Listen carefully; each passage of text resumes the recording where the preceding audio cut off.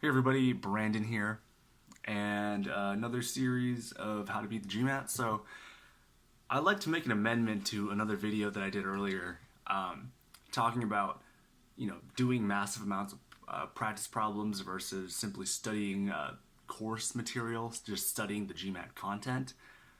I have a pretty big amendment. So initially in the other video, I definitely talked about you know I personally favored more of a problem-centric approach, and I recommended even doing a good number of practice problems to identify your weak points, and then going into the course material that kind of corresponds to those weak points.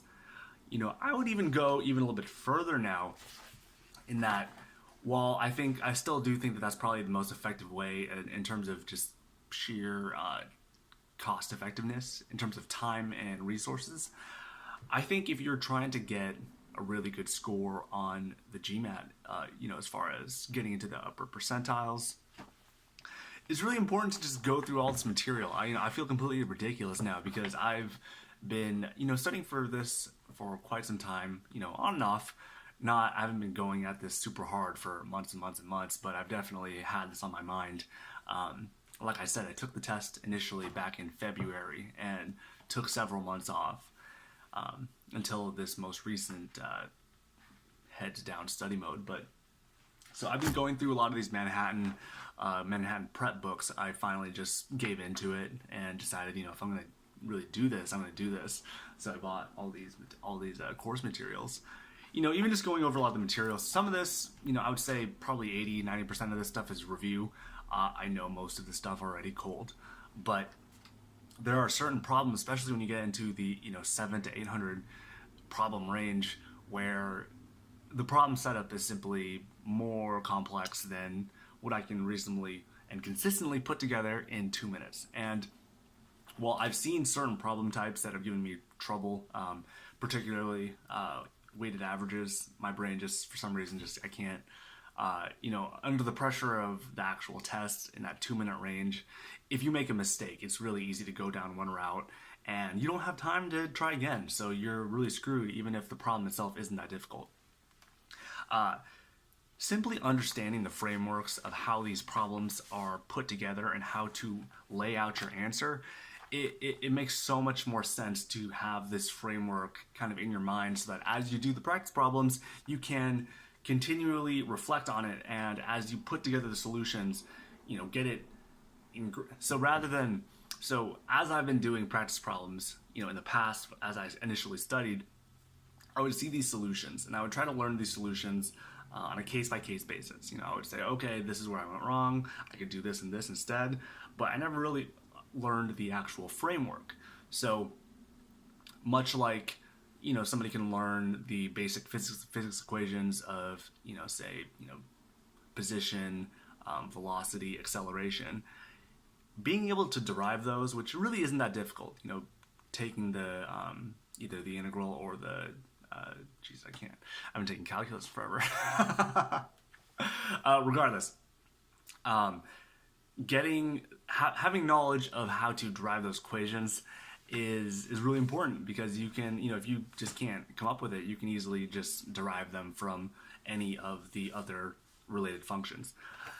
When it comes to these problems, especially when it comes to quantitative, with very particular sets of problems, just because there's so many different topics that require just some small bit of knowledge. There's, like, for example, there's a principle, x, well, not really a principle, but more like a recurring pattern, x squared minus y squared. Understanding what that means and how you can translate that into another form gets you past so many different problems, as well as with, say, the sentence correction or the critical reasoning, understanding how arguments are actually constructed, just the basic concept of a premise, counterpoint, conclusion. This is stuff that I've, as I read, rather than, trying to intuit things out of feel and think things through logically, it really helps being able to just think about the framework, place things in the framework, and then go from there, rather than attacking each problem as it is. With sentence correction, understanding all of the details when it comes to parallelism, matching modifiers, matching nouns, matching punctuation, understanding idioms. There's a lot of these different things where if you come at it from a case-by-case basis, you're not really understanding the full framework and the context of how it sits in, the overall problem set.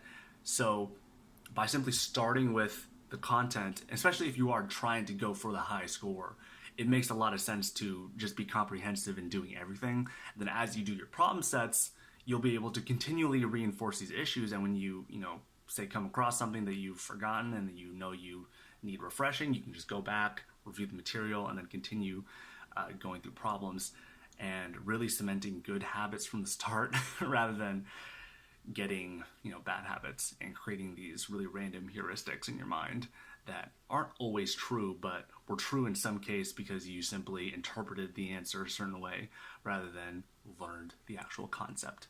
So if you are trying to get a very high GMAT score, definitely go through the course material. Buy these books. The whole course you can get on Amazon for maybe $116, $120. I didn't spend anywhere near that amount. I definitely just bought these books used. And if you're going to do that, be very mindful that you're buying either very good or preferably like new. If you're going to buy them used on Amazon, do like new, because I've definitely received at least 2 books here that have been marked up with notes from previous students. But getting them like new, you can get them like half the price. Really doesn't matter what year they are. I would definitely go for the most recent year, but I think I picked up all these books. I probably got like 7 or 8 books for like $50, $60, which compared to some of the prep courses is not bad at all. So start with the content, start with the course material, then go into problem sets. Don't do it the other way. If you're trying to go for the highest possible score and you have a lot of time to study. If you don't have time, then do what I said earlier, do a lot of practice problems and then do content as needed.